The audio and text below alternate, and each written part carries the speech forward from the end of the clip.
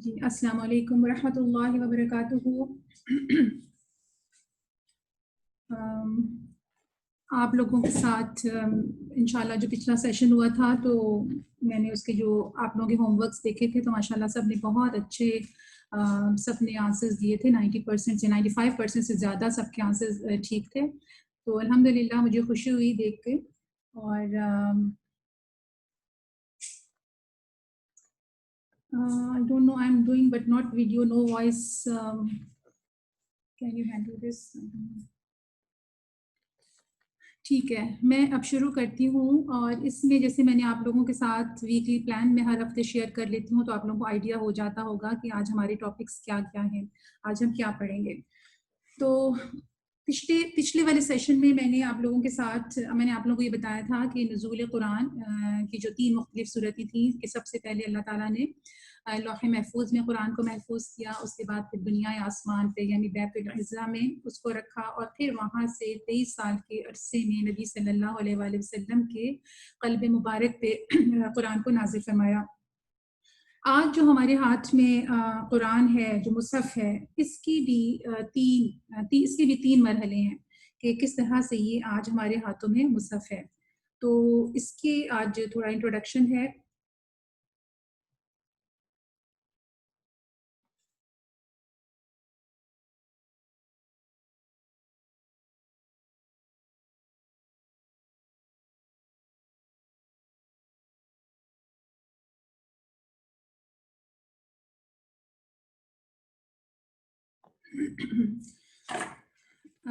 اس کے بھی 3 مرحلے ہیں، اور اس کے اوپر آج میں انشاءاللہ تعالیٰ بہت انٹرسٹنگ یہ ساری بات چیت ہوگی انشاءاللہ۔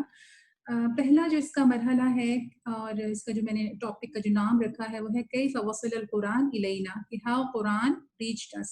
اور پہلا مرحلہ کون سا ہے؟ وہ دور نبوی صلی اللہ علیہ وآلہ وسلم کے دور کا ہے۔ اس میں جیسے میں نے آپ کو بتایا کہ آپ صلی اللہ علیہ وآلہ وسلم کے قرآن کے قلب مبارک پر قرآن 23 سال کے عرصے میں نازل ہوا، اور تھوڑا سا میری سلائڈ کو کچھ مسئلہ ہو رہا ہے، 1 سیکنڈ پلیز آپ لوگوں کو ہولڈ کرنا پڑے گا، سلائڈ اسٹک ہو رہی ہے، 1 سیکنڈ۔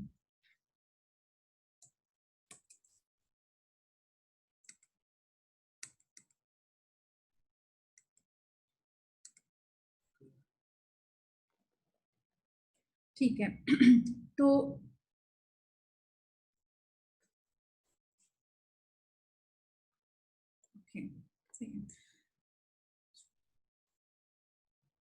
پہلا مرحلہ جو ہے، جو فرسٹ سٹیج ہے، وہ یہ تھی کہ وہ حفظ اور کتابت وحی، جیسے کہ میں نے یہاں پہ اس کی بلٹ بھی دی ہے، ہیڈنگ بھی دی ہے، اس کو سمجھ لیتے ہیں کہ وہ کیا تھی۔ یعنی کہ نبی کریم صلی اللہ علیہ وآلہ وسلم کے زمانے میں قرآن کو محفوظ کرنے کے 2 طریقے تھے۔ ایک تو یہ تھا کہ صحابہ کرام آپ صلی اللہ علیہ وآلہ وسلم سے قرآن کو سن کر ان کو حفظ کر لیتے، یعنی اپنی جو ان کی بہترین یادداشت تھی اس میں اس کو محفوظ کر لیتے، اس کو حفظ کر لیا کرتے تھے۔ اور دوسرا طریقہ اس کو محفوظ کرنے کا یہ تھا کہ آپ جو کاتب وحی تھے، جو کتابت جانتے تھے، جو لکھنا جانتے تھے، آپ ان صحابہ کرام کو اپنے پاس بلاتے اور اپنے سامنے اس کو لکھواتے، اور پھر لکھے ہوئے کو آپ ان سے سنتے بھی تھے۔ اگر کوئی غلطی ہوتی، یعنی ان کے سنانے میں اگر کوئی غلطی ہوتی تو آپ اس کو سن کر ٹھیک کر دیتے تھے۔ اب یہاں پہ یہ سوال بھی تو پیدا ہوتا ہے کہ آپ نبی صلی اللہ علیہ وآلہ وسلم تو پڑھنا نہیں جانتے تھے، آپ تو امی تھے، تو آپ کو کیسے پتہ چلتا کہ جو کچھ آپ صلی اللہ علیہ وسلم نے لکھوایا ہے اس کو صحیح طریقے سے لکھ بھی لیا گیا ہے؟ آپ لوگ خود بھی اس کا آنسر سوچیں، لیکن میں اس کو یہاں پہ بتا بھی دیتی ہوں کہ اس کا جواب یہ ہے کہ اس کی نگرانی خود جبریل علیہ السلام کیا کرتے تھے، وہ خود تصدیق کرتے تھے، اور ان لکھے ہوئے یعنی جو جن پہ کتابت کی جاتی تھی ان کو قطع نبویہ کہتے تھے، کیونکہ یہ آپ صلی اللہ علیہ وسلم کے سامنے لکھوائے جاتے تھے اور آپ ان سے مطمئن ہوتے تھے، اور یہ قطعات عین وحی آسمانی کے مطابق سمجھے جاتے تھے۔ اور اس میں سے پھر جب صحابہ کرام جو ہوتے تھے وہاں پہ موجود ہوتے تھے، وہ اپنے اس کی تلاوت کے لیے یا اپنے اس کے حفظ کے لیے یا اپنے گھر میں اس کو رکھنے کے لیے وہ ان قرآنی آیات کو کاپی بھی کر لیا کرتے تھے، اور یہ کاپی جانوروں کی کھالوں پر کسی چوڑی ہڈی پر، درختوں کی چھال پر، کسی کپڑے پر، لکڑیوں کی تختیوں پر وغیرہ وغیرہ. اس طرح کے پام کے جو بڑے بڑے پتے ہوتے ہیں ان پر بھی لکھی جاتی تھی. لیکن ظاہر ہے کہ پام کے جو پتے تھے وہ بہت عرصے تک محفوظ نہیں رہ سکتے تھے، تو باقی دوسری چیزوں پہ ان کو محفوظ کیا جاتا تھا. اور جو قلم جو تھے وہ درختوں سے کاٹ کے بنا لیے جاتے تھے.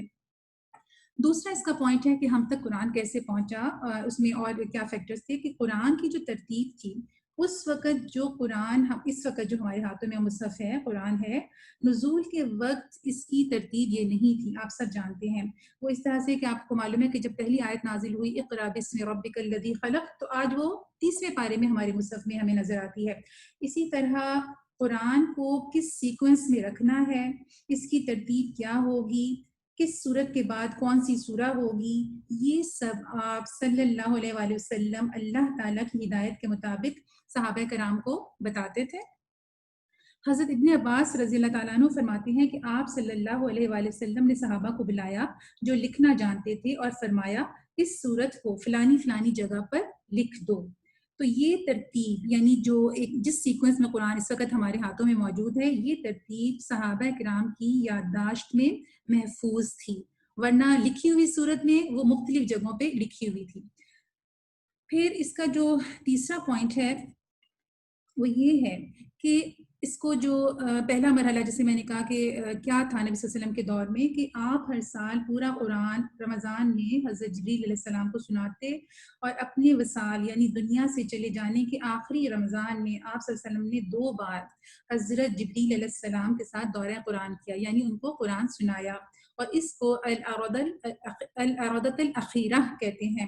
اور اس آخری دور میں جب آپ نے حضرت جبریل علیہ السلام کو قرآن سنایا تو حضرت زید بن ثابت رضی اللہ تعالیٰ عنہ بھی آپ صلی اللہ علیہ وسلم کے ساتھ تھے. یہ اس دور کی رائٹنگ ہے جو جس طریقے سے قرآن لکھا جاتا تھا، یعنی نبی صلی اللہ علیہ وسلم کے کچھ سالوں کے بعد کی یہ رائٹنگ ہے جو آج برمنگھم یونیورسٹی میں موجود ہے، اور بڑی سائنٹیفکلی اس کو پروف کیا گیا ہے کہ یہ اس دور کی رائٹنگ ہے. اس کو آپ لوگ پکچر لے سکتے ہیں اور بعد میں اس کو ذرا کلوز کر کے بھی دیکھ سکتے ہیں.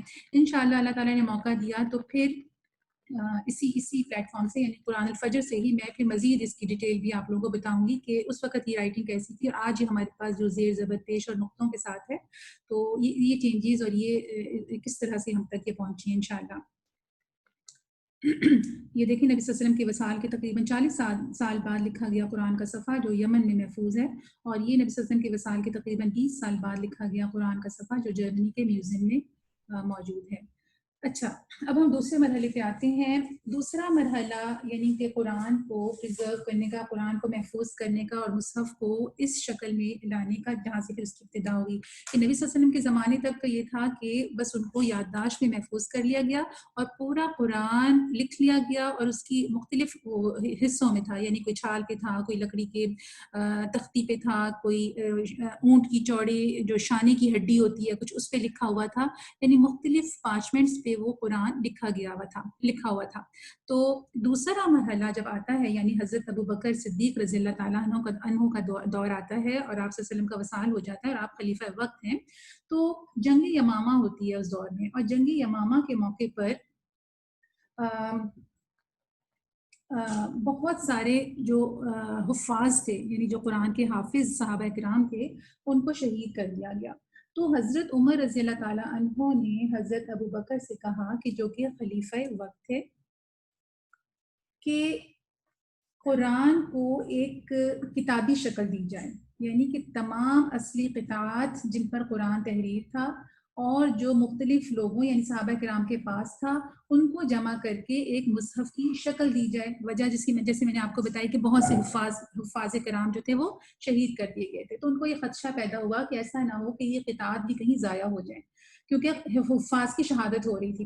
تو شروع میں حضرت ابو بکر رضی اللہ تعالیٰ عنہ اس بات پر راضی نہیں ہوئے. انہوں نے کہا کہ یہ ہم کیسے کر سکتے ہیں جو نبی صلی اللہ علیہ وسلم نے اپنی زندگی میں نہیں کیا، یعنی قرآن کو ایک جگہ جمع کرنا یا ایک کاپی یا کتاب کی شکل دینا. تو یہاں پہ 1 منٹ کے لیے میں رک کے میں بھی یہ کہنا چاہتی ہوں کہ ہمارے لیے بھی، ہم لوگوں کے لیے ایک لیسن ہے اس کے اندر کہ ہم یہ دیکھیں کہ حضرت ابو بکر کس قدر محتاط تھے. ہمیں بھی بغیر سوچے سمجھے قرآن اور حدیث کی کوئی بھی چیز بغیر کوئی تصدیق کیے شیئر یا فارورڈ نہیں کرنی چاہیے. اس پہ پہلے ہمیں کنفرم ہونا چاہیے کہ یہ چیز ٹھیک ہے.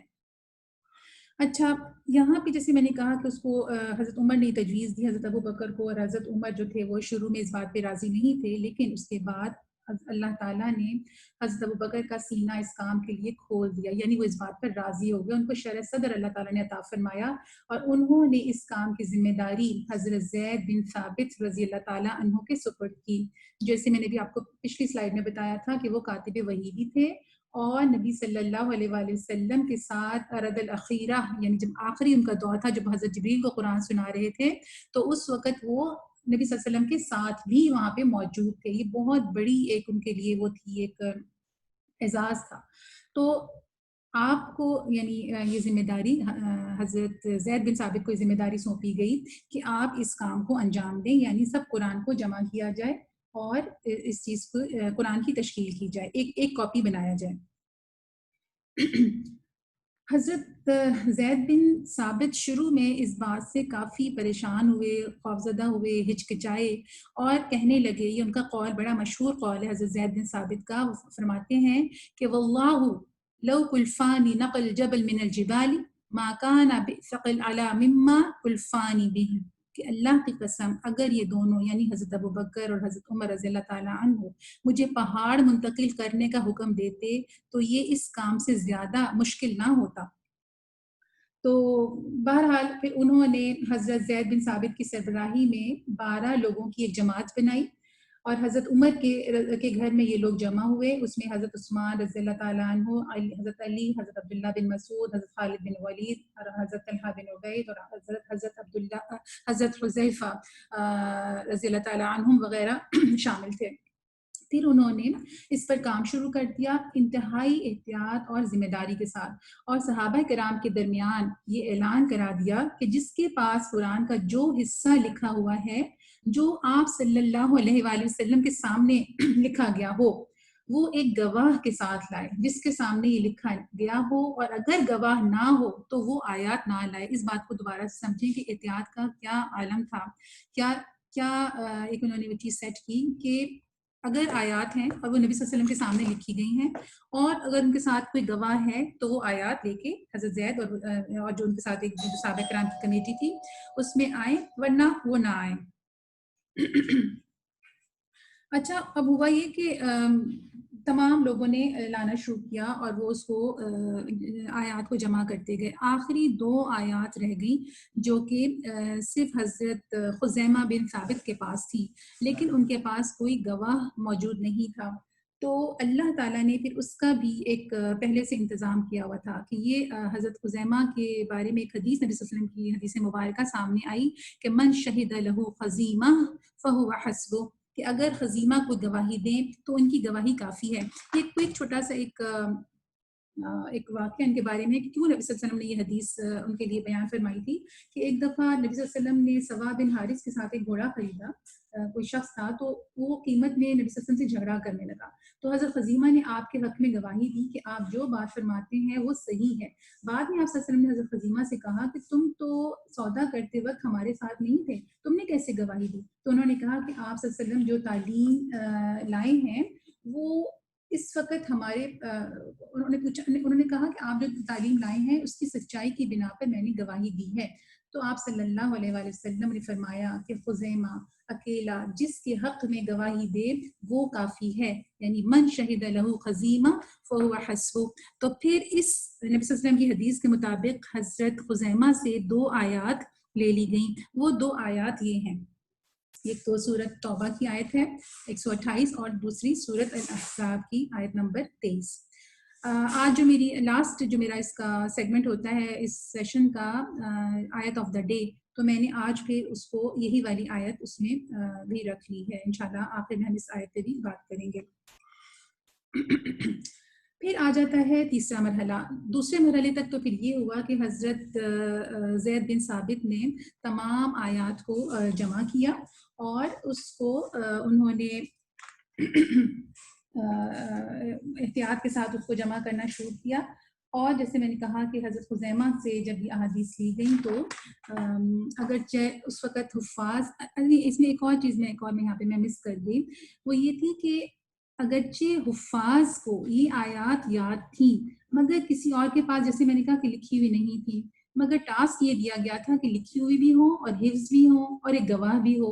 تو پھر حضرت خزیمہ سے یہ آیات لے لی گئی. اچھا، اس میں ایک چیز اور امپورٹنٹ ہے کہ تمام آیتوں کے جمع ہونے کے بعد، یعنی جب تمام آیات جمع ہو گئی اور گواہ بھی موجود تھے، تو اس کے بعد حفاظ یعنی جتنے حافظ قرآن تھے اس سے بھی ان کی تصدیق کرائی گئی. پھر سعید بن العاص سے، وہ بہت خوبصورت ان کی ہینڈ رائٹنگ تھی، ان سے پورا قرآن لکھوایا گیا. پھر صحابہ کرام کو جمع کر کے یہ قرآن آیت بآیت سنایا گیا.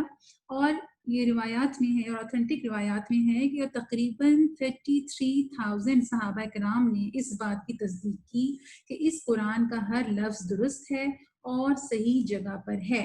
پھر حضرت ابو بکر کے بعد حضرت عمر کے پاس یہ مصحف جو اس وقت کتابی شکل میں دی گئی وہ حضرت عمر کے پاس آ گیا، اور پھر حضرت عمر کے بعد ام المومنین حضرت حفصہ کے پاس یہ مصحف رہا. پھر آتا ہے دور حضرت عثمان غنی رضی اللہ تعالی عنہ کا. حضرت عثمان کے پاس حضرت عثمان کا جب دور آیا تو ہم سب جانتے ہیں کہ اسلامی سلطنت کی جو وسعت تھی وہ تیزی سے ہو رہی تھی، مطلب اسلامی سلطنت تیزی سے پھیل رہی تھی، اور دور دراز کے علاقوں میں شام، عراق، آرمینیا، آذربائیجان وغیرہ میں اسلام تیزی سے پھیل رہا تھا. تو اس وقت یہ اندازہ ہوا کہ مختلف لوگوں کے ایک سیکنڈ ہولڈ کیجیے گا پلیز، ایک سیکنڈ.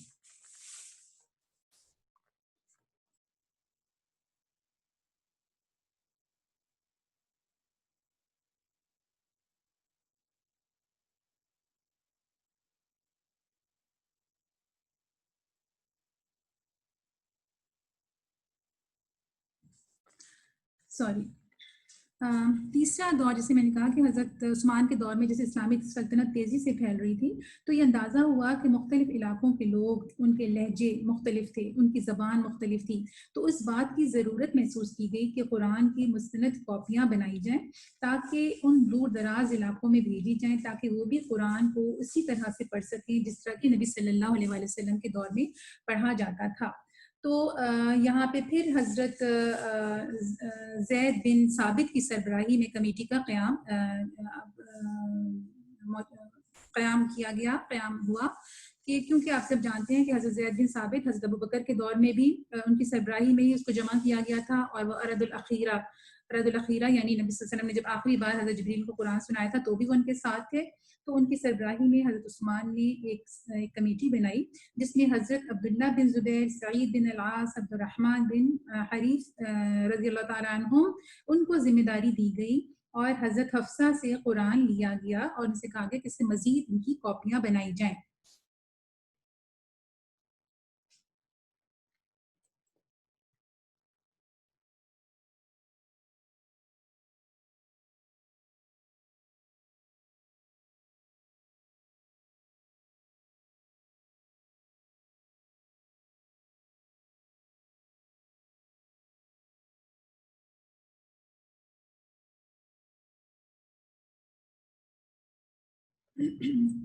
میری سلائڈ میں تھوڑا سا کچھ پرابلم آ گیا تھا، سوری.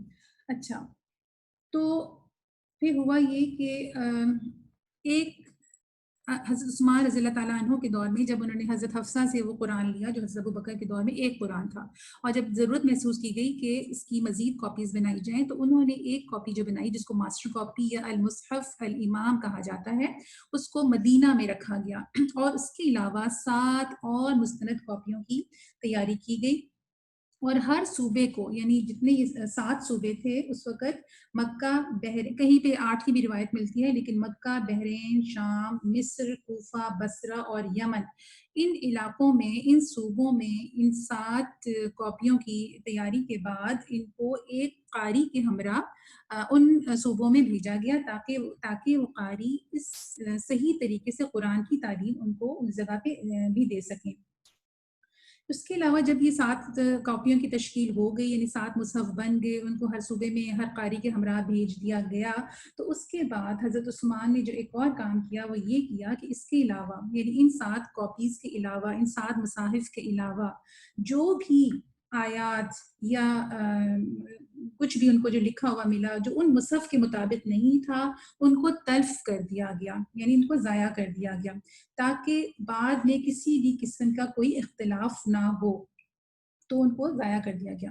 تو آج ساری دنیا میں قرآن میں حرف بحرف ایک جیسی ہمارے پاس مصحف موجود ہیں، کیونکہ اس کی دلیل اس میں کسی قسم کا کوئی اختلاف نہیں، لیکن اس میں جو سب سے امپورٹنٹ پوائنٹ ہے وہ صرف یہی ہے کہ اللہ تعالیٰ نے اس قرآن کی حفاظت کی ذمہ داری خود لی تھی، اور اللہ تعالیٰ قرآن میں فرماتے ہیں کہ اِنَّا نَحْنُ نَزَّلْنَا الذِّكْرَ وَإِنَّا لَهُ لَحَافِظُونَ، کہ بے شک ہم نے اس کو نازل کیا، یعنی اس قرآن کو، اس ذکر کو ہم نے نازل کیا اور بے شک ہم ہی اس کی حفاظت کرنے والے ہیں۔ تو یہ 3 سٹیجز تھی جس پہ ہمیں یہ پتہ چلتا ہے کہ آج جو قرآن ہمارے ہاتھوں میں ہے وہ کس طرح سے ایک کاپی کی شکل میں آیا۔ انشاءاللہ اللہ تعالیٰ نے موقع دیا تو اس کے اوپر ہم مزید آگے چل کے بھی بات کریں گے۔ یہاں پہ میں ایک چیز اور آپ لوگوں کو بتا دوں کہ اگلے ہفتے تو ہماری عید کی بریک ہے انشاءاللہ، اس کے بعد ہم 5 اگست کو جب ہماری کلاس دوبارہ شروع ہوگی تو پھر اس میں کوئی اب تجوید کا انٹروڈکشن وغیرہ نہیں ہے، اس طرح کے شروع میں کوئی اس طرح کی چیز نہیں ہے، ڈائریکٹ ہم تجوید سے ہی شروع کیا کریں گے، اور جو کافی زیادہ اب آپ لوگوں کے لیے وہ کام ہو جائے گا کیونکہ اس کو ہم نے 10 ویکس میں اب ختم بھی کرنا ہے انشاءاللہ۔ تو اب ہم تجوید کی طرف آتے ہیں۔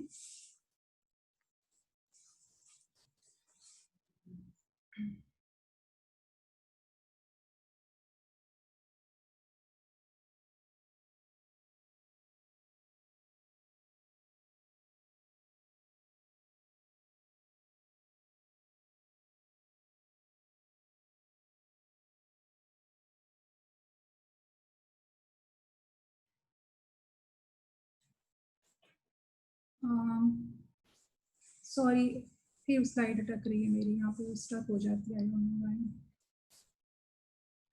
جی۔ یہاں پہ میں 1 منٹ پوچھوں کلیئر مائی اینڈ، آپ لوگوں کو وائس کا کوئی ایشو تو نہیں ہے؟ پلیز چیٹ میں لکھ کے مجھے بتائیں سب کو کلیئر ہے۔ 1-2 لوگوں کے مجھے میسیجز آ رہے ہیں کہ کلیئر نہیں ہے۔ آواز کلیئر ہے آپ لوگوں کو؟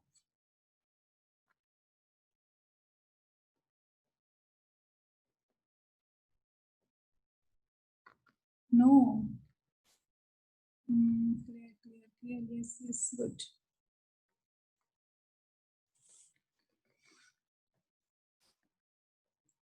Voice is not clear. Okay okay good, چلیں اب میں اپنے تجوید والے سیشن پہ آ جاتی ہوں۔ آپ سب جانتے ہیں کہ میں نے آپ کو شروع میں یہ بتایا تھا کہ ہمارے اس فیس میں 5 مین مخارج ہیں: الخیشوم، الجوف، الحلق، اللسان اور الشفتان۔ اس میں سے ہم الجوف سب سے پہلے پڑھ چکے ہیں، یہ کلیئر ہو گیا، آپ سب کو امید ہے سمجھ بھی آ گیا ہوگا، ماشاءاللہ آپ سب نے اس کا ہوم ورک بہت اچھا کیا تھا۔ اس کے بعد ہم نے کیا تھا الحلق، وہ بھی آپ سب کے ہوم ورک سے مجھے اندازہ ہوا کہ آپ سب کو سمجھ آ گیا۔ اس کے بعد ہم نے کیا تھا الشفتان، یہ بھی کلیئر ہو گیا۔ اب ہمارے 2 رہ گئے ہیں، الخیشوم اور اللسان۔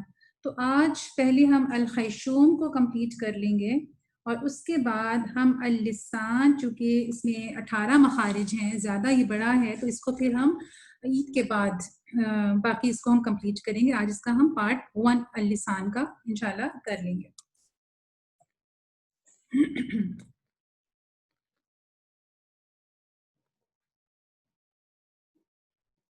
الخیشوم کس کو کہتے ہیں؟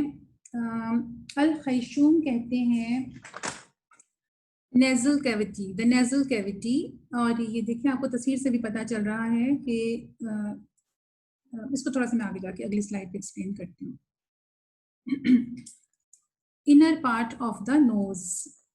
اچھا، اس کی ڈیفینیشن میں نے یہاں پہ اردو میں لکھی ہے، اس کو تھوڑا سا سمجھ لیتے ہیں۔ غننے کی آواز ناک کے اندرونی حصے سے پیدا ہوتی ہے، اگر ناک کو بند کر دیا جائے تو یہ آواز پیدا نہیں ہوگی۔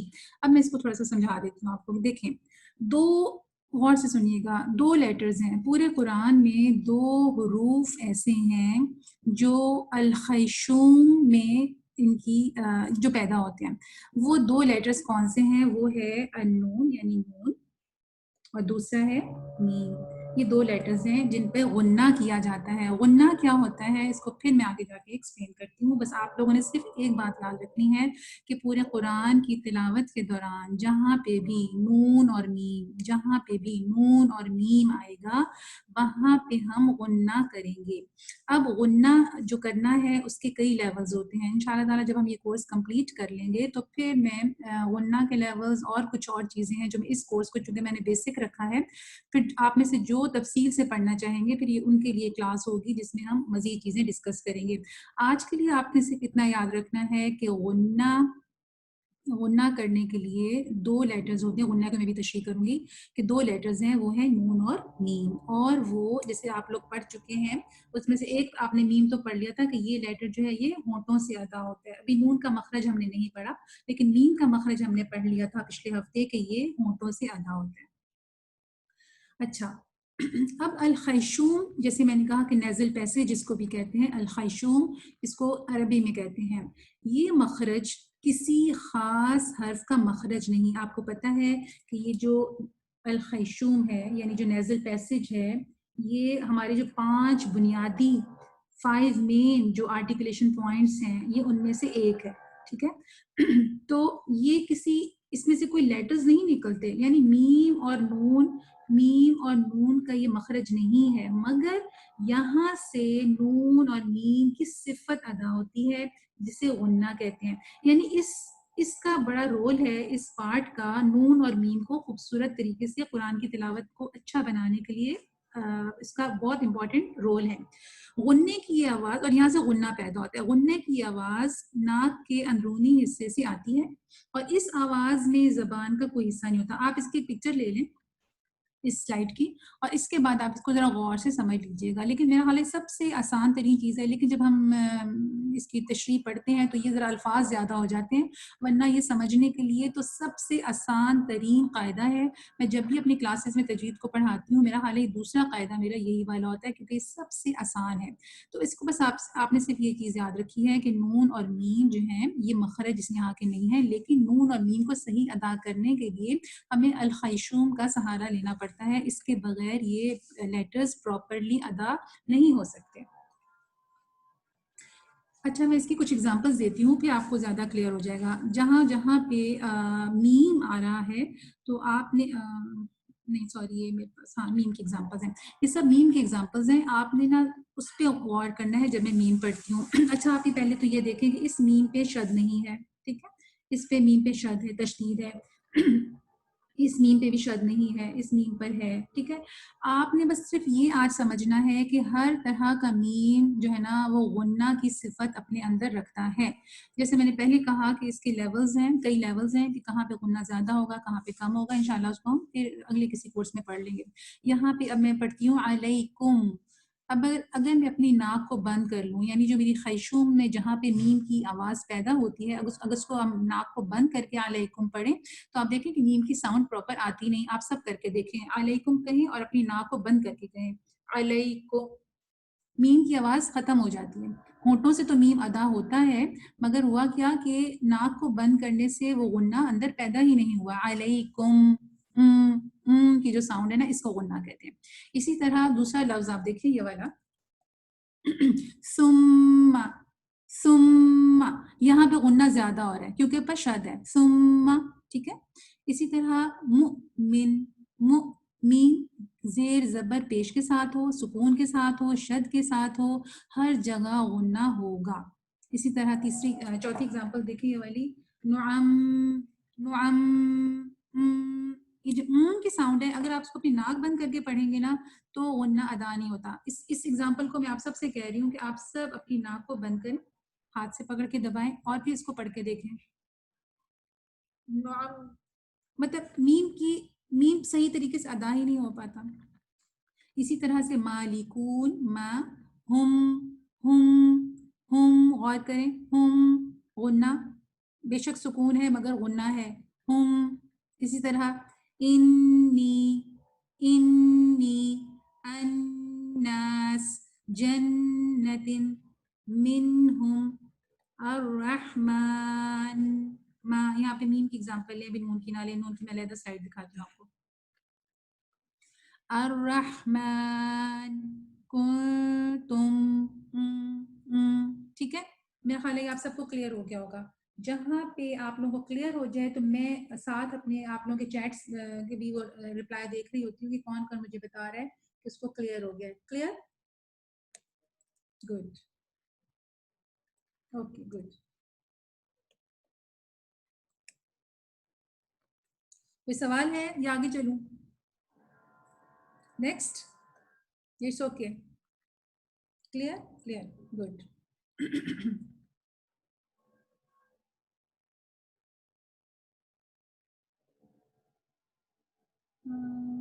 मेरी नोट वाली स्लाइड जो है,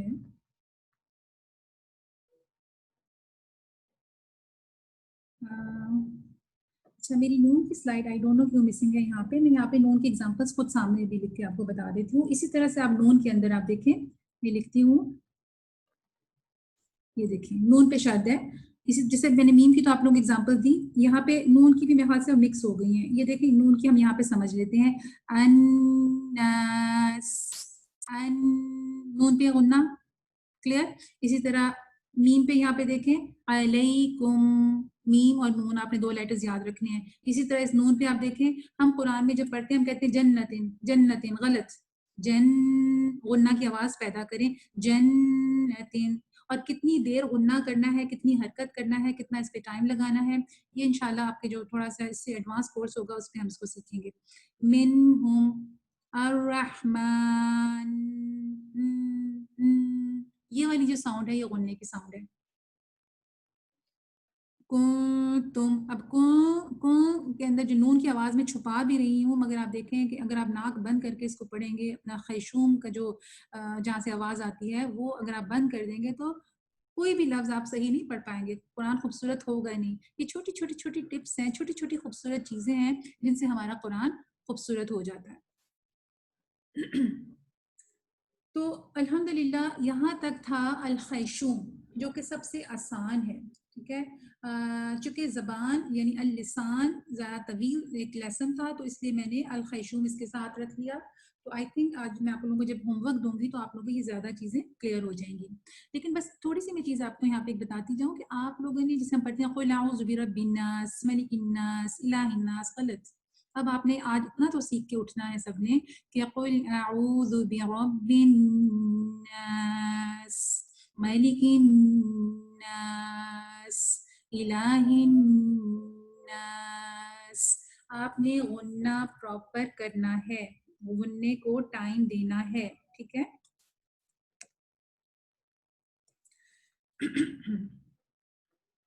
दूसरे हिस्से पे हम आ जाते हैं और वो है हमारा तजवीद का सेकंड पार्ट, अल लिसान। अच्छा, अब आप सब ने अल जौफ पढ़ लिया।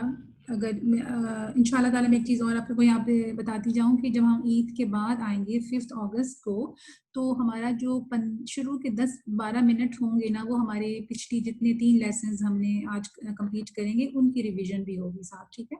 तो इसलिए मैं आज नहीं करवा सकती, वो हम उसी दिन कर लेंगे, थोड़ी सी रिविजन कर लेंगे। तो अल लिसान अरबी में कहते हैं और उर्दू में आप सबको पता है ज़बान। और इस ज़बान मतलब ये हमारा पांचवा मखरज है। मैंने आपको बताया था ना कि 5 मेन मखारिज हैं, तो ये ज़बान जो है ये 5वां मेन मखरज है। ये पढ़ाया तो जल्दी जाता है, यानी हल्क के बाद ज़बान की बारी आती है। पहले जौफ आता है, फिर अल हल्क आता है, फिर अल लिसान आता है, क्योंकि स्टेप बाय स्टेप देखें तो हमारे चेहरे में यही चीज़ें इस तरह से आ रही होती हैं। फिर अल शफ़तान आता है और फिर अल खैशूम आता है। लेकिन अक्सर टीचर्स इनको आगे पीछे कर देती हैं क्योंकि ज़बान में ज़्यादा लेटर्स हैं। जैसे मैंने कहा कि 5वां मखरज इसको हम ले लेते हैं और इस 5वें मखरज के अंदर अब मज़ीद ज़बान के 4 हिस्से ऐसे हैं जहाँ से 18 लेटर्स, 18 हुरूफ अदा होते हैं। ये देखें, पहले तो ये वाला आप समझ लें कि ज़बान की जो जड़ है, यानी जो ज़बान की बैक है, ये तो ज़बान की नोक है ना, जो ज़बान की जो बैक है, ज़बान की जड़ इसको कहते हैं। आपको ये नाम याद रखने की ज़रूरत नहीं है, लेकिन आप लोगों के कानों से और आप लोगों के जहन से एक दफ़ा ये गुजरने ज़रूर चाहिए। जैसे मैं बार बार ये कहती हूँ, इसलिए गुजरने चाहिए कि अगले आप किसी भी लेवल पे जाएं तो ये वहाँ जाके चीज़ें बहुत ज़रूरी हो जाती हैं समझनी। तो इसलिए शुरू में ही ज़रूरी है कि आप इनको कुछ ना कुछ तो ज़रूर अंडरस्टैंड कर लें। ज़बान की जड़ अक्सा, अक्सा याद रखें बाईद को कहते हैं, दूर को कहते हैं, ठीक है। अक्सा लिसान यानी ज़बान का वो हिस्सा जो कि बाईद है, जो कि दूर है। अल अक्सा दूर वाला हिस्सा, बैक वाला, जड़ वाला हिस्सा। तो यहाँ से कौन से हरूफ अदा होते हैं वो मैं भी आपको बताऊंगी।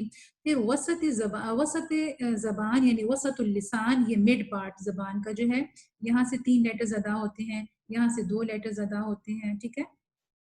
फिर जबान का किनारा, ये दोनों साइड्स, दोनों एजेस जो किनारा जबान की हैं, इनको अरबी में कहते हैं हाफतुल लिसान, जबान का किनारा, ठीक है। ये यहाँ से 2 लेटर्स अदा होते हैं, ये मैं भी आपको बताती हूँ आगे जाके। और फिर है टिप ऑफ द टंग, ये, ठीक है। यहाँ से 9 लेटर्स अदा होते हैं और साइड से इधर से 2 अदा होते हैं, ठीक है। यहाँ से 3 होते हैं और यहाँ से 2 होते हैं। कितने हो गए? 9, 10, 11, 12, 13, 14, 15, 16, हाँ सॉरी, यहाँ 2 यहाँ से भी होते हैं, दो यहाँ से 17, 18, इसको भी हम टिप ही काउंट करते हैं, ठीक है। ये इंशाल्लाह मैं इसकी डिटेल थोड़ी सी आगे जाके बताती हूँ, लेकिन मुख्तसर ये याद रख लें कि ज़बान के बेसिकली, अगर मैं आपसे क्वेश्चन करूँ कि ज़बान के कितने मेन पार्ट्स कितने हैं, तो आप कहेंगे 4 हैं। ज़बान की जड़ है, ज़बान की नोक है, ज़बान के किनारे हैं, यानी एक किनारा आप कोई भी ले लें, ज़बान का किनारा इसको समझ लें, और ज़बान की टिप, जबान की नोक। तो 4 मेन ये इसके मखारिज हैं, जहां से मजीद 18 लेटर्स जो हैं वो अदा होते हैं।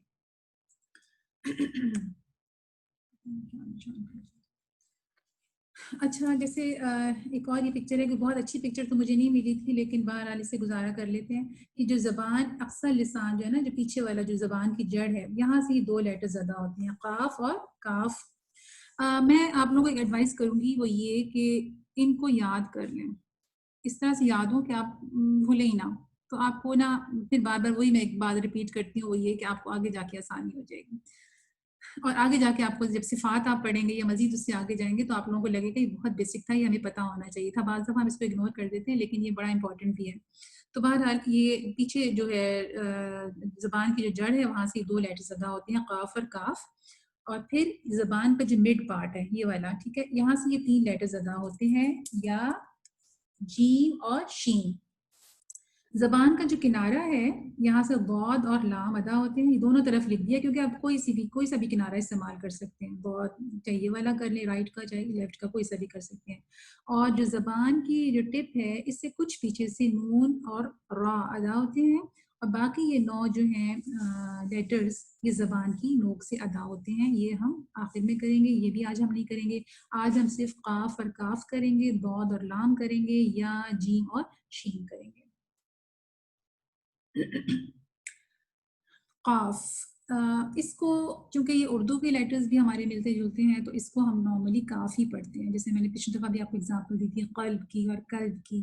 तो ये काफ का जो मखरज है, अब हम आज उसको पढ़ रहे हैं कि ये ज़बान की जड़, जैसे कि मैंने आपको बताया था, ये रही ज़बान की जड़, ठीक है। और तालु, तालु क्या होता है? ये आपका जो ज़बान का जो ये top mouth of the roof है, ठीक है। तालु उसको उर्दू में कहते हैं, का नर्म हिस्सा। अगर आप अपने कभी हाथ, अपनी उंगली को डाल के अंदर देखें ना हलक में, तो आपको जो सॉफ्ट पार्ट नजर आएगा ना, डीपेस्ट पार्ट है ये, deepest part of the mouth है ये। तो उसमें जो सॉफ्ट वाला पार्ट है ना, ये काफ का मखरज है। यहाँ से काफ अदा होता है। इसलिए ये देखिए जो लगा हुआ है ना, यहाँ पे ये जो निशान लगा हुआ है कि यहाँ से काफ अदा होता है। आपकी जो जबान है यहाँ पे ऊपर जाके अपर पैलेट को टच करती है, तो यहाँ से काफ की आवाज़ आती है। और आपको आगे जाके इंशाल्लाह मैं बताऊंगी कि काफ उन हरूफ में से है जो कि मोटा पढ़े जाते हैं, जो कि मोटे पढ़े जाते हैं, हैवी हरूफ में से है ये। इसकी कुछ एग्जांपल्स हैं, वो हम पढ़ लेते हैं, मेरे साथ आप लोग पढ़ लें। का, की, कु, काल, कील, कुल। आप में से किसकी वीडियो ऑन है? इसको ऑफ कीजिए प्लीज।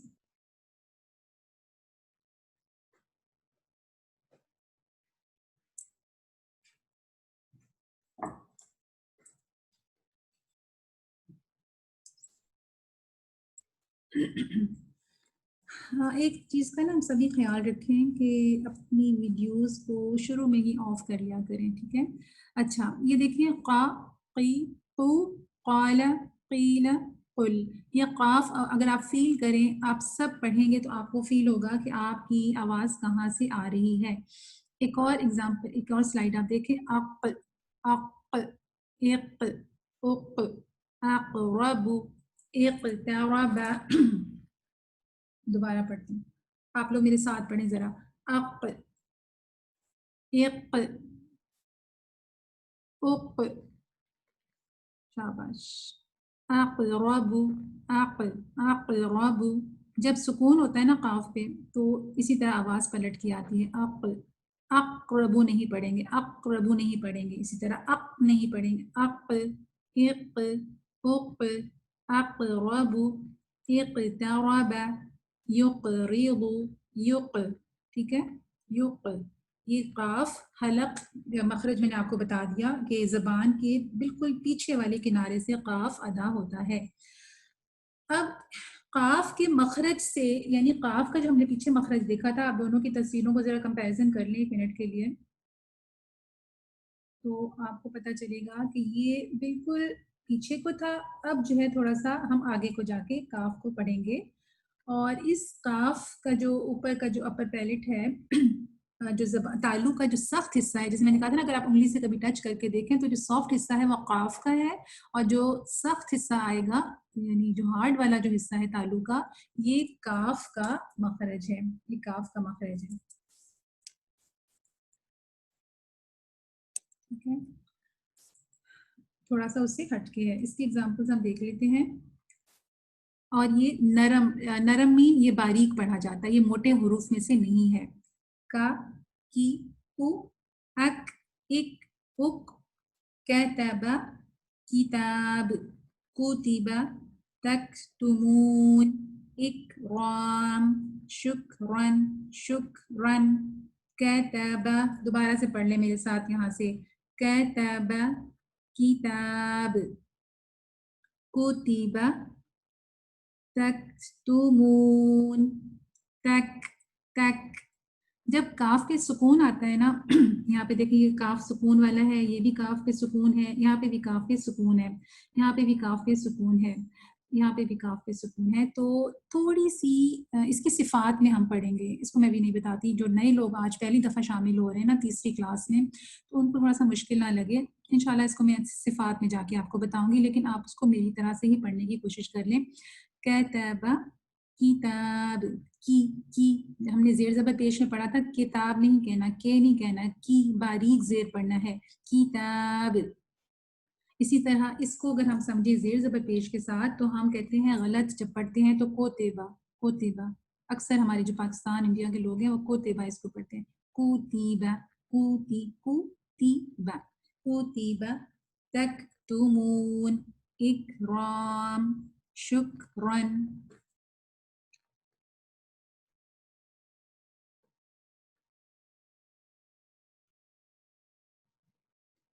ٹھیک ہے؟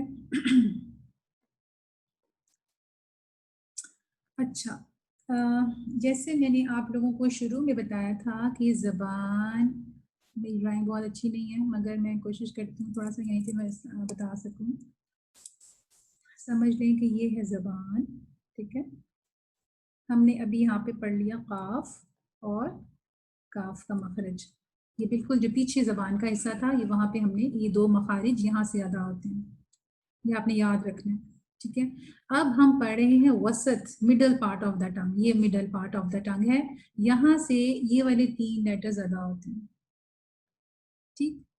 وسط زبان اور وسط تالو، تالو اس کا جو اپوزٹ، جو اوپر آپ کا تالو کا جو حصہ ہے، جو اپر پیلٹ ہے، جو اس کے بالکل اپوزٹ، اس جگہ کے اوپر والا جو پارٹ ہے وہ بھی مڈ کا ہی پارٹ ہے، ٹھیک ہے؟ تو یہ کس طریقے سے ادا ہوں گے؟ اچھا، آپ کو یاد ہوگا کہ میں نے آپ سے کہا تھا کہ الجوف جنہوں نے پڑھا تھا میرے ساتھ تو ان کو پتہ ہے کہ یا مدیہ، یعنی جو یا سے پہلے جس پہ زیر آتی ہے وہ جوف سے ادا ہوتی ہے، تو جو یہاں پہ یا ہے یہ وہ والی یا نہیں ہے، یہ کون سی یا ہے؟ یہ غیر مدہ ہے، یعنی اس یا پہ زبر زیر پیش ہو سکتا ہے یا اس یا سے پہلے اگر زبر ہو اور اس یا پہ سکون ہو تو اس کو کہتے ہیں یا غیر مدہ.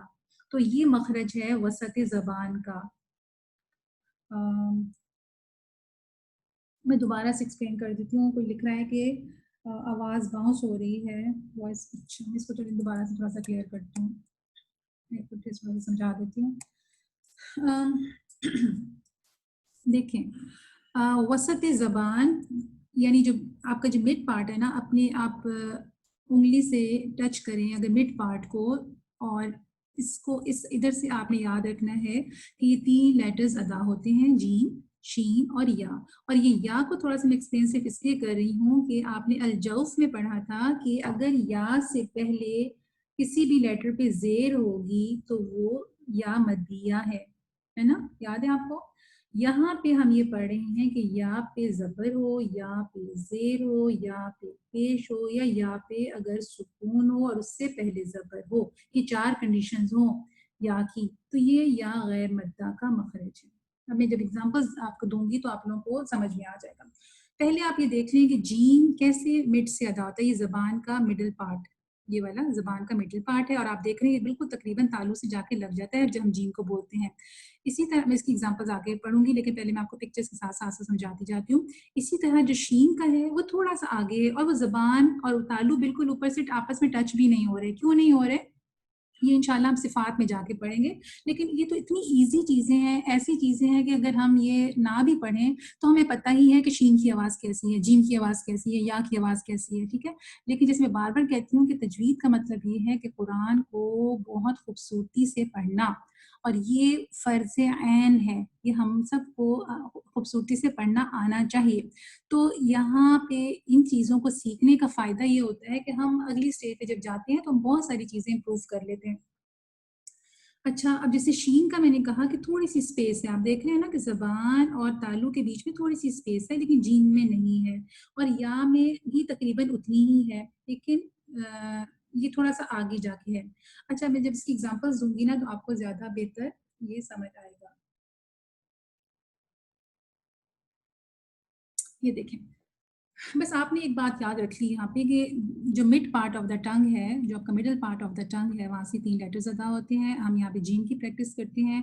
اب چونکہ آپ یہ یاد رکھیے گا, یہاں پہ بڑا امپورٹنٹ ہے کہ جیم اور شین کا مخرج چونکہ ایک ہی ہے, ٹھیک ہے, ان کو جیم کو ادا کرتے ہوئے ہم بہت سارے لوگ شین کی طرف چلے جاتے ہیں, تو جس سے ہماری جو صفات ہیں یا جو قرآن کی جو ایک خوبصورتی ہے وہ صحیح قائم نہیں رہتی. مثال کے طور پہ جیم کو اس طرح سے پڑھتے ہیں جیم جیم, تو وہ شین سے بھی تقریباً ملنے لگ جاتا ہے, پراپر وہ جیم نہیں رہتا. تو جیم کے اندر کی ساؤنڈ نہیں ہونی چاہیے, جو کہ شین اور جیم کے بیچ کی کوئی ساؤنڈ بن جاتی ہے. تو اس لیے اس کی تھوڑی سی ہم پریکٹس کر لیتے ہیں. یہاں پہ جہدا نہ ج والی ساؤنڈ غلط ہو جائے گی, ٹھیک ہے. یہاں پہ بس تھوڑا سا یہ ہم نے اپنے آپ کو سمجھانا ہے. جہدا جہاد, وجوہ, تجعل, رجزن, تجزا, جیم, ٹھیک ہے. یہ والی ساؤنڈ نہیں, نو, جیم کو بہت آسان ہے, مجھے سمجھانا بھی لگ رہا ہے کہ میں کیا اس میں سمجھاؤں گی, سب کو پتہ ہی ہے ماشاءاللہ سے. اسی طرح شین کا بھی سیم مخرج وہی ہے, لیکن میں بار بار یہاں پہ ایک چیز آپ کو ریمائنڈ کراتی ہوں کہ جب ہم صفات پڑھیں گے تو پھر ہمیں زیادہ کلیئر ہوں گی یہ چیزیں. تو اس لیے صفات کو یہاں پہ میں بالکل بھی ٹچ نہیں کر رہی, لیکن یہ میں بتاتی ہوں کہ ہو سکتا ہے آپ میں سے کوئی سوچے کہ یہ کیا بتانے کی ضرورت کیا ہے, اس کی کیوں بتائی جا رہی ہیں چیزیں, اتنی امپورٹنٹ نہیں ہے, لیکن آپ یقین کر لیں کہ یہ امپورٹنٹ ہے. تو یہاں پہ شین جو ہے نا یہ مڈل پارٹ آف دا ٹنگ میں سے ہے. اور اچھا, جیسے میں نے آپ کو پہلے سوری میں واپس 1 منٹ کے لیے پیچھے جاتی ہوں. یہاں پہ آپ دیکھیں, اگر آپ نے مخرج چیک کرنا ہے نا جیم کا, تو اس کو پہلے ایسے کر کے بھی دیکھ سکتے ہیں. جیم پہ سکون کا نشان ڈال دیں اور الف پہ زبر ڈال دیں, یعنی حمزہ ڈال دیں, ٹھیک ہے.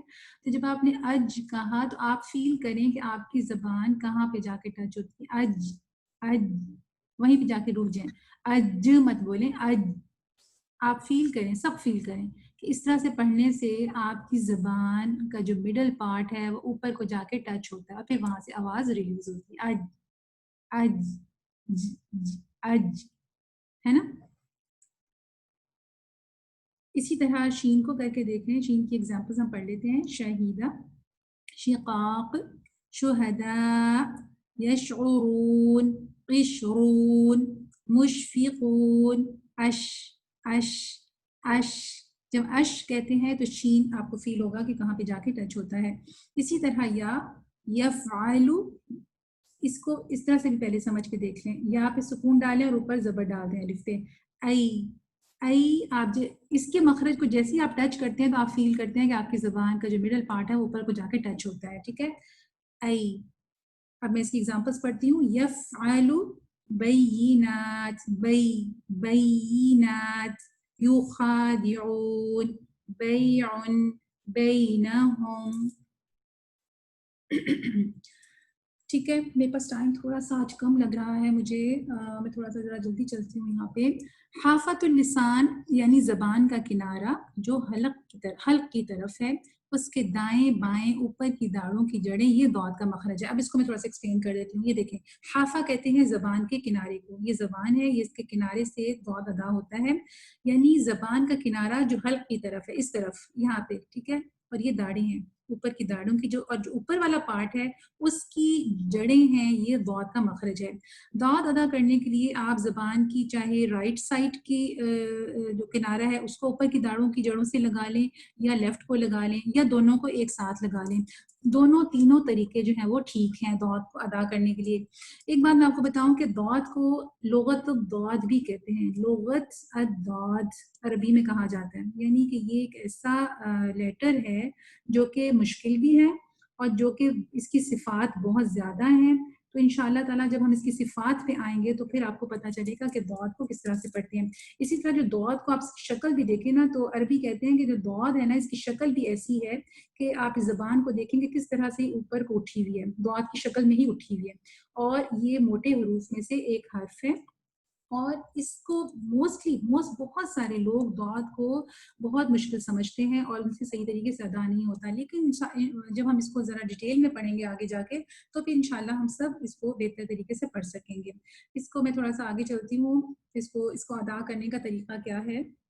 वापस मैं आपको बताती हूँ कि देखिए ये जो दाढ़ें हैं ना, यहाँ पे जो पिक्चर पे आपको नजर आ रही हैं, तो जबान का किनारा यहाँ लगाएं। हमारी टीचर्स ने हमें इस तरह से सिखाया कि आप जैसे अपनी जबान के दोनों किनारों को अपने ऊपर के दांतों के नीचे दबा लें, ठीक है, और फिर आप दौद को अदा करें। दबाएं, 1 मिनट के लिए दबाएं, दोनों दोनों किनारे दबा लें जैसे, या बेशक एक दबा लें जो जिसको आसानी लगती है।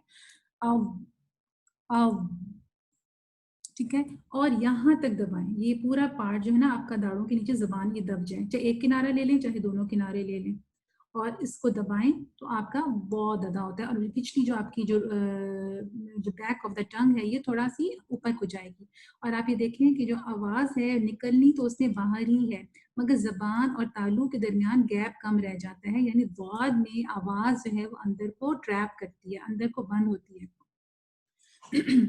ये चीज़ें भारत प्रैक्टिस के साथ ही बेहतर होंगी। इसकी मैं क्विक एग्जांपल्स पढ़ लेती हूँ, बस ये नीचे वाली पढ़ लेती हूँ। ضرب أرض ضربت يضرب يضرب مضعفون। अब मैं आ जाती हूँ लाम पर।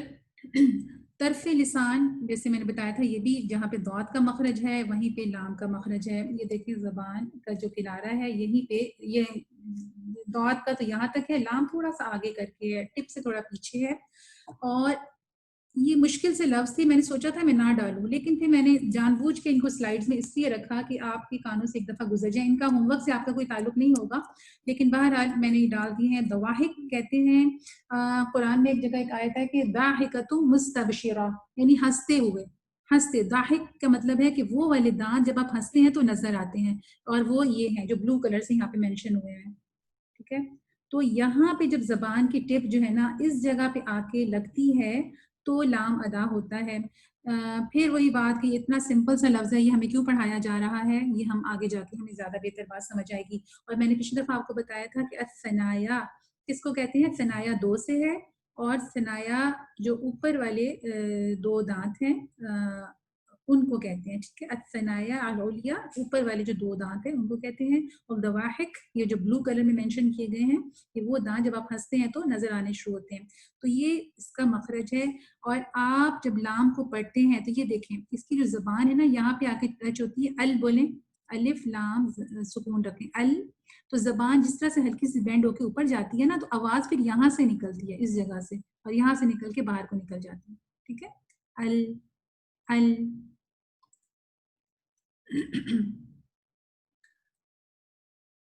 اس کی کچھ ایگزامپلز ہیں، فعل، ذالک، یفعل، جعلنا. لام جو ہے نا یہ ایک ایسا لیٹر ہے کہ لام جلالہ میں بھی آتا ہے، اور اس میں جب ہم صفات پڑھیں گے تو کچھ اس لیے صفات ایسی آئیں گی کہ جن کو علماء گولڈن رولز کہتے ہیں، یعنی کہ صحیح اس کی پروننسیشن، اس کو اس کی صفات کے ساتھ ادا کرنا، یہ بڑا امپورٹنٹ ہے، بڑا آپ کو اچھا لگے گا انشاءاللہ وہ پڑھ کے. تو اس کے تھوڑا سا اس کو اگر آپ غور سے سنیں گے اور سمجھیں گے تو آگے جا کے آپ کو بہت مزہ آئے گا پڑھنے میں یہ سب چیزیں. یفعل، جعلنا، جعلنا، علم، قلنا. ٹھیک ہے، اب میرے پاس ہیں تقریباً 3 منٹ. مجھے تفسیر جو آیت کی کرنی تھی، جیسے میں نے آپ کو شروع میں بتایا تھا کہ میں نے آج وہی آیت رکھی ہے، آیت آف دا ڈے، کہ جو حضرت خزیمہ بن ثابت کے پاس تھی، اور ان کے پاس کوئی گواہی نہیں تھی، لیکن نبی صلی اللہ علیہ وسلم کی ایک حدیث ان کے بارے میں موجود تھی، تو میں نے سوچا کہ میں آج وہی آیت آف دا ڈے میں رکھ لیتی ہوں. پہلے تو مجھے آپ سب یہ ذرا ٹائپ کر کے جلدی جلدی بتا دیں کہ میرے پاس اب ٹائم نہیں ہے. اگر آپ لوگ مجھے 5 سے 7-8 منٹ دیتے ہیں تو میں اس کو کنٹینیو کروں، ورنہ میں میرا خیال ہے میں اس کو کنٹینیو کر لیتی ہوں. آپ لوگوں نے جس نے جانا ہوگا وہ چھوڑ دیں، اور بعد میں آپ اس کی ریکارڈنگ سن سکتے ہیں. میں اس کو کنٹینیو کروں. آئی ایم سو سوری کہ میں نے آج تھوڑا سا ٹائم زیادہ لے لیا. میں نے اپنی طرف سے تو بہت کوشش کی تھی کہ میں ٹائم پہ اس کو ختم کر لوں، لیکن آئی ایم سو سوری. لیکن چلیے میں بسم اللہ کرتی ہوں. ٹھیک ہے، آپ لوگوں کے میسیجز ہیں کہ میں کر لوں کنٹینیو، تو میں اس کو بھی بسم اللہ اس کو شروع کر لیتی ہوں. دیکھیں، بسم اللہ الرحمن الرحیم. آیت آف دا ڈے، لقد جاءکم رسول من انفسکم عزیز علیہ ما عنتم حریص علیکم بالمؤمنین رؤوف الرحیم. یہ سورۃ التوبہ کی آیت نمبر 128 ہے. اور سورۃ التوبہ جو ہے آپ سب جانتے ہیں کہ یہ وہ صورت ہے کہ جس میں اللہ تعالیٰ نے براءۃ من اللہ ورسولہ سے اس کا آغاز کیا. اللہ تعالیٰ بیزاری کا اظہار فرماتے ہیں. اس صورت کے شروع میں ہم بسم اللہ نہیں پڑھ سکتے. اس صورت کے شروع میں ہی یہ احساس ہو جاتا ہے کہ اللہ کی کفار کے لیے ناراضگی ہے. سورہ توبہ کے شروع میں اللہ تعالیٰ نے اپنی مہربانی، اپنا رحمان اور رحیم ہونے کا ذکر نہیں کیا، لیکن سورت کے آخر میں آپ صلی اللہ علیہ وآلہ وسلم کی نرمی، رحمت اور شفقت کا ذکر فرمایا. لقد جاءکم رسول من انفسکم، اس کا میں ترجمہ کرتی ہوں کہ البتہ تحقیق آ گئے ہیں تمہارے پاس رسول جو تم ہی میں سے ہیں. عزیز علیہ، ان پر بھاری ہے، ان پر مشکل ہے، ان کو گراں گزرتا ہے. ما عنتم، اگر تم پر کوئی مشکل آتی ہے. حریص علیکم، وہ تمہاری فلاح کے حریص ہیں. بالمؤمنین رؤوف الرحیم، اور مومنین کے لیے بہت مہربان اور شفیق ہیں. اس آیت کو آیت آف دا ڈے کے طور پر رکھنے کا آج میرا مقصد یہ تھا کہ آپ صلی اللہ علیہ وآلہ وسلم کا جو حق ہم پر ہے، ہم اس کا حق ادا کر رہے ہیں یا نہیں. اور آپ صلی اللہ علیہ وسلم کے ہم پر کئی حقوق ہیں. نمبر 1، آپ سے محبت کرنا ایمان کا لازمی جزو ہے. آپ صلی اللہ علیہ وسلم کی اطاعت در حقیقت اللہ کی اطاعت ہے. آپ صلی اللہ علیہ وسلم کے ناراض ہونے سے اللہ تعالیٰ ناراض ہوتے ہیں. آپ صلی اللہ علیہ وآلہ وسلم کے خوش ہونے سے اللہ تعالیٰ خوش ہوتے ہیں. اور آپ صلی اللہ علیہ وسلم کو اللہ تعالیٰ نے معراج عطا فرمائی، اور آپ جو رحمت للعالمین تھے. اور آپ صلی اللہ علیہ وسلم کے کسی فیصلے یا حکم کو نہ ماننے سے سارے نیک اعمال برباد ہو جاتے ہیں. اور اللہ تعالیٰ سورہ حجرات میں فرماتے ہیں کہ لا ترفعوا اصواتکم فوق صوت النبی، کہ اپنی آوازوں کو نبی صلی اللہ علیہ وسلم کی آواز سے بلند نہ کرو. یعنی آپ دیکھیے کہ نبی صلی اللہ علیہ وسلم کی محبت، ان کا احترام اللہ تعالیٰ کے ہاں بھی کس قدر زیادہ ہے کہ آپ صلی اللہ علیہ وسلم کو جب اللہ تعالیٰ قرآن میں مخاطب فرماتے ہیں تو فرماتے ہیں یا ایھا المزمل، یا ایھا المدثر، یا ایھا الرسول، یا ایھا النبی کہہ کے مخاطب فرماتے ہیں. کبھی یا محمد کہہ کے مخاطب نہیں کرتے. اگر محمد کہتے بھی ہیں تو کہتے ہیں محمد رسول اللہ. لیکن اور دوسرے انبیاء کو اللہ تعالیٰ فرماتے ہیں یا زکریا انا نبشرک بغلام اسمہ، اسی طرح یا آدم اسکن انت وزوجک، یا داؤد، یا موسیٰ اننی انا اللہ. تو اس طرح سے اللہ تعالیٰ ہمیں یہاں پہ ہمیں یہ پتہ چلتا ہے کہ اللہ تعالیٰ کی نبی صلی اللہ علیہ وسلم سے محبت اور احترام کا کیا تعلق ہے. پھر ایک اور بڑی مجھے پیاری آیت لگتی ہے، ان اللہ و ملائکتہ یصلون علی النبی، کہ بے شک اللہ اور اس کے فرشتے نبی صلی اللہ علیہ وسلم پہ درود بھیجتے. کتنی بڑی بات ہے. تو اے ایمان والو تم بھی نبی صلی اللہ علیہ وسلم پر درود بھیجا کرو. پھر ایک اور آیت ہے کہ من یطیع الرسول فقط اطاع اللہ، کہ جس نے رسول کی اطاعت کی در حقیقت اس نے اللہ کی اطاعت کی. ایک اور آیت میری بڑی فیوریٹ ہے کہ ان کنتم تحبون اللہ فاتبعونی یحببکم اللہ، کہ اگر تم اللہ سے محبت کرتے ہو تو نبی صلی اللہ علیہ وآلہ وسلم کی پیروی کرو، یعنی نبی صلی اللہ علیہ وسلم کی اتباع کرو. تو پھر اس کے رزلٹ میں اللہ تعالیٰ اپنی محبت آپ کو عطا فرمائیں گے. یحببکم اللہ، کہ اللہ تعالیٰ پھر آپ سے محبت کریں گے. یہ اللہ تعالیٰ کا نبی صلی اللہ علیہ وآلہ وسلم سے محبت کا یہ حال ہے. صحابہ کرام کا کیا حال تھا؟ آپ سب جانتے ہیں کہ صحابہ کرام جو تھے وہ سمعنا و اطعنا کی تفسیر تھے، کہ جو ہم نے سنا بس ہم نے اطاعت کی. کچھ واقعات میرے پاس، چونکہ یہاں پہ ٹائم شارٹ تھا تو میں نے چند ہی چیزیں لکھی ہیں کہ حضرت ابو طلحہ جنگ احد میں نبی صلی اللہ علیہ وسلم کے سامنے آ گئے اور انہوں نے کہا کہ یا رسول اللہ آپ نیچے ہو جائیں تاکہ جو بھی تیر لگے وہ مجھے لگے، آپ کو کوئی تکلیف نہ ہو. پھر ایک بڑا طویل واقعہ آتا ہے تفسیر کی کتابوں میں، سیرت کی کتابوں میں، کہ حضرت خبیب رضی اللہ تعالیٰ عنہ، مختصر بس میں یہاں پہ بتانا چاہتی ہوں کہ ان کو پھانسی کی سزا کفار نے دے دی اور ان کو قیدی بنا لیا اور ان کو کہا کہ ان کو پھانسی کی سزا دے دی جائے. جب ان کو پھانسی گھاٹ کی طرف لے جا رہے تھے تو انہوں نے کہا کہ تم بس یہ کرو کہ تم یہ کہو کہ جو ہمیں یہ تکلیف مجھے یہ تکلیف پہنچ رہی ہے، یہ تکلیف نبی صلی اللہ علیہ وسلم کو پہنچے. وہ تکلیف کیا تھی کہ وہ ان کا ایک ہاتھ کاٹ دیا گیا اور ان سے کہا گیا کہ تم اپنے دین پہ واپس آ جاؤ. انہوں نے اس بات سے انکار کیا. پھر انہوں نے کہا اچھا تم ایسے کرو، بس یہ کہہ دو کہ یہ تکلیف میرے نبی صلی اللہ علیہ وسلم کو پہنچے. تو حضرت خبیب کو پھانسی کی سزا ہو چکی ہے، ان کو باندھا ہوا ہے، ان کو پھانسی دینے والے ہیں. اور حضرت خبیب فرماتے ہیں کہ میں اس کے بدلے میں، یعنی کہ تم مجھے اگر 100 دفعہ بھی پھانسی دے دو تو اس کے بدلے میں تو یہ بھی نہیں چاہوں گا کہ نبی صلی اللہ علیہ وسلم کو ایک کانٹا چبھنے کی بھی تکلیف پہنچے. پھر صحابہ کرام کے ہم واقعات پڑھتے ہیں تو اپنا مال، اپنی جان تک نبی صلی اللہ علیہ وآلہ وسلم پر قربان کرنے کے لیے تیار رہتے تھے. ایک اور بات کہ آپ صلی اللہ علیہ وآلہ وسلم سے محبت ہمارے ایمان کا لازمی جزو ہے. اس آیت میں بتایا جا رہا ہے، یعنی جب میں نے پڑھی سورہ توبہ کی آیت، کہ آپ ہماری فلاح کے حریص ہیں. وہ کیسے ہماری فلاح کے حریص ہیں؟ کہ آپ راتوں کو اٹھ کر اللہ سے دعا مانگتے تھے، امتی امتی پکارتے تھے. آپ صلی اللہ علیہ وسلم نے فرمایا کہ میں تمہاری پشتوں سے پکڑ کر کھینچتا ہوں لیکن تم مجھ سے دامن چھڑا کر نار جہنم میں داخل ہوتے ہو. قیامت کے دن ایک حدیث میں آتا ہے، طویل حدیث ہے، کہ قیامت کے دن لوگ پریشان ہوں گے جب اللہ تعالیٰ کا غصہ عروج پہ ہوگا اور سب بہت پریشان ہوں گے. تو بس آدم علیہ السلام کے پاس جائیں گے کہ ہماری سفارش کریں. پھر حضرت نوح کے پاس جائیں گے، حضرت ابراہیم علیہ السلام کے پاس جائیں گے، حضرت موسیٰ علیہ السلام کے پاس جائیں گے. تو تمام انبیاء کہیں گے نفسی نفسی، کہ آج تو ہمیں اپنی جانوں کی فکر ہے. تو پھر وہ لوگ نبی صلی اللہ علیہ وآلہ وسلم کے پاس جائیں گے اور آپ صلی اللہ علیہ وآلہ وسلم اللہ کے حضور طویل ترین سجدہ کریں گے اور اپنی امت کی سفارش کریں گے کہ میری امت کو بخش دیں. یہ ہماری فلاح کے حریص ہیں، نبی صلی اللہ علیہ وسلم ہماری فلاح کے حریص ہیں. آپ کی زندگی پر نظر دوڑائیں تو ہمیں پتہ چلتا ہے کہ کفار مکہ نے آپ کو طرح طرح سے تکلیفیں دیں. ہم پڑھتے ہیں کہ ایک عورت جو تھی وہ روزانہ آپ صلی اللہ علیہ وسلم پر کوڑا پھینکتی تھی. کعبہ میں ایک دفعہ آپ نماز پڑھ رہے تھے تو اونٹ کی اوجڑی لا کر آپ کے اوپر ڈال دی. پھر طائف کا واقعہ ہم سب کے سامنے ہے کہ آپ نے جب ان کو دین کی دعوت دی تو انہوں نے جو بدماش وہاں کے لڑکے تھے ان کو ان کے پیچھے آپ صلی اللہ علیہ وسلم کے پیچھے لگا دیا. انہوں نے آپ کو پتھر مارے اور آپ کے قدم جو تھے وہ لہو لہان کر دیے. آپ صلی اللہ علیہ وسلم نے اپنی زندگی میں کتنی تکالیف اٹھائیں. ہمیں پتہ چلتا ہے کہ آپ کے گھر میں کئی دن چولہا نہیں جلتا تھا. شام ابی طالب میں آپ 3 سال رہے، چمڑا اور پتے وغیرہ کھا کے آپ نے اپنے ساتھیوں کے ساتھ وہاں گزارا کیا. آپ صلی اللہ علیہ وآلہ وسلم نے اللہ کے دین کو سربلند کرنے کے لیے اپنا فرض ادا کیا. ٹھیک ہے، آپ صلی اللہ علیہ وآلہ وسلم نے اپنی امت کے حق میں قیامت کے دن شفاعت کے لیے اپنی دعا کو اللہ کے آگے رکھا کہ اس کو قبول فرما لے. اس کے بارے میں حدیث ہے کہ لِكُلِّ نَبِيٍّ دَعْوَةٌ مُسْتَجَابَةٌ فَتَعْجَلْ كُلُّ نَبِيٍّ دَعْوَتَهُ وَإِنِّي اخْتَبَأْتُ دَعْوَتِي شَفَاعَتَهُ لِأُمَّتِي يَوْمَ الْقِيَامَةِ، یعنی کہ میں نے قیامت کے دن اپنی امت کی شفاعت کے لیے اس دعا کو محفوظ کر لیا. اب چونکہ ٹائم بڑا مختصر سا ہے، اس پہ تو گھنٹوں چاہیے، لیکن یہ کہ مختصر سی آخری بات یہ کہ اب ہمارا کیا فرض ہے. اب ہمیں اس آیت سے تو یہ پتہ چلتا ہے کہ وہ ہماری فلاح کے حریص ہیں. ہماری کوئی بھی تکلیف ہے، ہم کسی بھی مشکل میں ہو تو نبی صلی اللہ علیہ وسلم کو وہ بھاری گزرتی ہے. وہ بہت شفیق ہیں، رحیم ہیں، خاص طور سے مومنین کے لیے. ویسے تو وہ رحمت للعالمین ہیں لیکن مومنین پہ ان کی بہت شفقت ہے. ہم مومنین ہونے کا دعویٰ کرتے ہیں، مسلمان ہونے کا دعویٰ کرتے ہیں.